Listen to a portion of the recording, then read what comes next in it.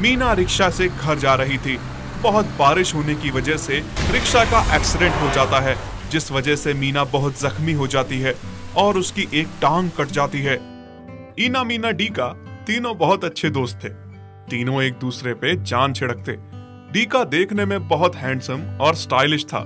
मीना उसकी शक्ल, सूरत और स्टाइल पे बहुत मरती थी। डीका को पता था कि मीना उससे बहुत प्यार करती है, वो उसके लिए कुछ भी कर सकती है।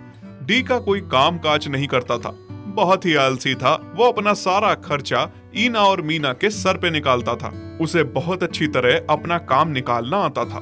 ईना और मीना दोनों एक ही ऑफिस में काम करते थे। ईना तो दोस्ती के हाथों मजबूर होकर डीका के नखरे उठाता, उसे पैसे देता, पर मीना अपने प्यार के खातिर उसकी हर एक बात मानती।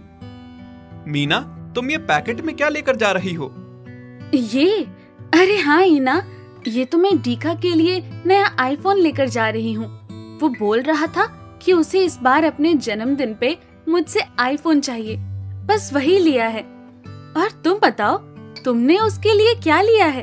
तुम भी तो बहुत प्यार करते हो उससे, जरूर तुमने भी कुछ बड़ा ही लिया होगा। नहीं मीना, तुम्हारे जितना बड़ा तो नहीं, पर कुछ ना कुछ छोटी सी चीज दे दूंगा। एक बात बताओ मीना, तुम डीका की हर फरमाइश पूरी करती हो, वो जो मांगता है उसे देती हो। क्या कभी उसने भी तुम्हें कुछ दिया है? तुम्हारी खुशी का ध्यान रखा है? ईना, क्या तुम मुझे उसके खिलाफ भड़का रहे हो? नहीं नहीं मीना, तुम मुझे गलत समझ रही हो, ऐसा कुछ नहीं है। ईना, तुम पागल हो गए हो क्या? क्यों ना खर्चा करूं मैं उसके लिए? इतना हैंडसम और स्टाइलिश गधा मुझे कहाँ मिलेगा? अगर उसे पाने के लिए थोड़ा खर्चा कर भी लूं तो कोई बात नहीं। और वैसे भी मैं उसे बचपन से जानती हूँ, वो मुझे बहुत प्यार करता है। मैं जानती हूँ तुम्हें मेरी चिंता है, पर व्यर्थ में चिंता ना करो। सब कुछ शक्ल सूरत ही नहीं होती मीना, किसी किसी का तो शक्ल से ज्यादा दिल खूबसूरत होता है। दरअसल ईना मीना से बहुत प्यार करता था। डीका भले ही उसका भी दोस्त था, पर वो जानता था कि डीका गलत है, वो मीना का गलत फायदा उठा रहा है। इसी वजह से उसे मीना की बहुत चिंता रहती थी। फिर एक दिन की बात है। मेरी जान, तुम कितनी सुंदर हो, आज तक कहाँ थी? मुझे क्यों नहीं मिली? लेकिन मैंने तो सुना है तुम शादी करने वाले हो मीना से। मेरे साथ तो बस ऐसे मजाक करते हो। अरे अरे, ऐसा कुछ नहीं है। शादी भले ही किसी से भी करूं, प्यार तो तुमसे ही करता हूं ना मैं।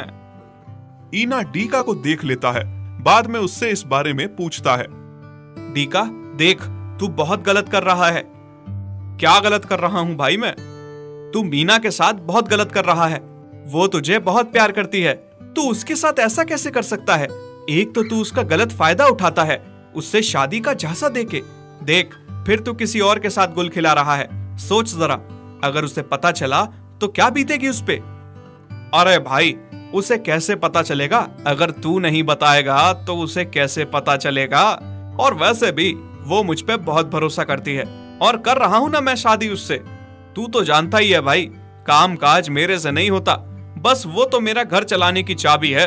वो काम करेगी और मैं आराम से बैठ के खाऊंगा। हाँ। ईना को डीका की बातें सुन के बहुत बुरा लगता है। वो ठान लेता है कि डीका की सारी सच्चाई मीना को बता देगा। मीना, मुझे तुम्हें कुछ बताना है।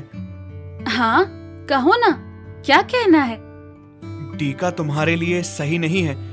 वो तुम्हें प्यार नहीं करता, तुम्हारा सिर्फ इस्तेमाल कर रहा है, और आज मैंने उसे किसी और के साथ भी देखा।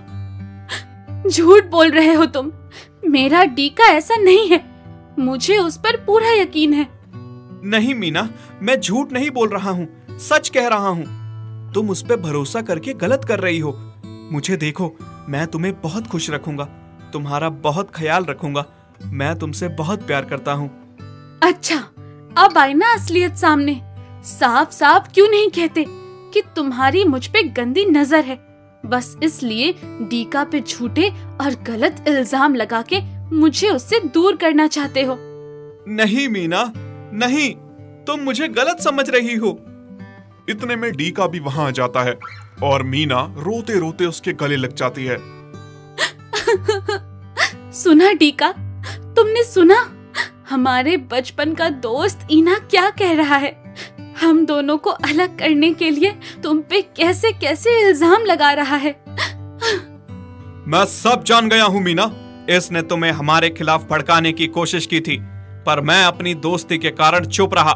पर अब नहीं। मीना, अगर तुम्हें मुझ पे भरोसा है तो आज के बाद इसके साथ तुम बात नहीं करोगी।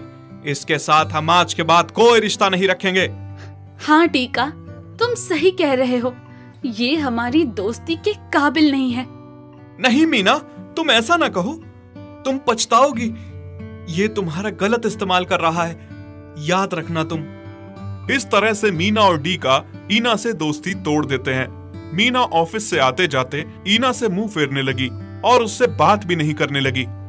फिर एक दिन की बात है, मीना रिक्शा से घर जा रही थी। बहुत बारिश होने की वजह से रिक्शा का एक्सीडेंट हो जाता है, जिस वजह से मीना बहुत जख्मी हो जाती है और उसकी एक टांग कट जाती है। इस बात का पता जैसे ही ईना को चलता है, वो झट से हॉस्पिटल मीना को देखने और उसका ख्याल रखने जाता है। ईना मीना की खूब सेवा करती है, पर मीना की नजर तो सिर्फ डीका को ही ढूंढ रही थी। ईना, डीका नहीं आया। आज मुझे 4 दिन हो गए हॉस्पिटल में, वो मुझे देखने नहीं आया। कुछ दिन बाद जब मीना थोड़ा ठीक होती है तो वो खुद ही डीका के घर उससे मिलने जाती है और मीना देखती है कि डीका किसी और के साथ है। डीका, ये क्या? तुम यहाँ किसी और के साथ? मैं इतने दिनों से हॉस्पिटल में थी, तुम मुझे देखने तक नहीं आए और यहाँ किसी और के साथ हो, जबकि एक तरफ हम दोनों की शादी होने वाली है। हाँ, मेरे साथ इतना बड़ा धोखा। शादी और तुमसे?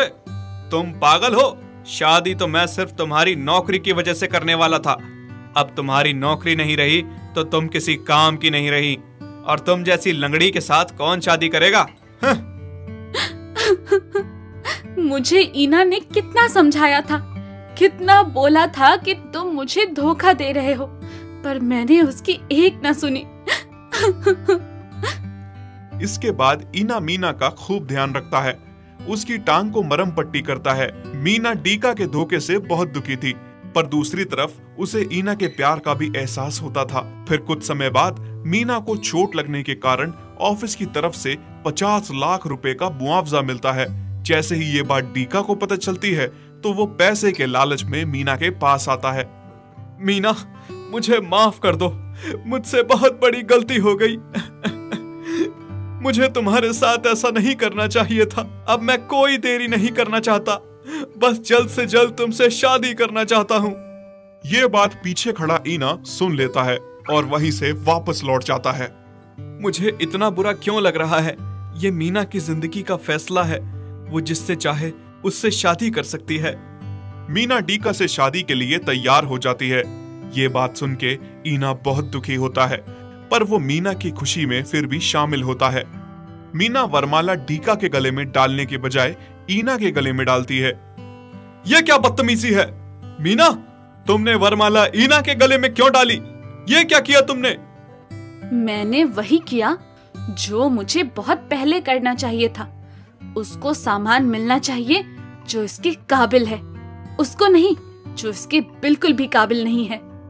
ये तुम दोनों का किया धरा है। अगर ऐसा करना था तो पहले ही बता देती। मेरे पूरे समाज के सामने बेइज्जती करने की क्या जरूरत थी? तुम्हारे साथ ऐसा ही होना चाहिए। मैंने जानबूझ के तुमसे शादी के लिए हाँ कहा, ताकि तुम्हें भी एहसास हो कि किसी के साथ गलत करना कैसा होता है। तुमने हमेशा मेरा इस्तेमाल किया, और जब मेरा एक्सीडेंट हो गया, मेरी टांग चली गई, नौकरी चली गई, तो तुमने मुझसे मुंह मोड़ लिया। और जैसे ही मुझे मुआवजा मिला, तुम्हारा लालच फिर से तुम्हें मेरे पास ले आया।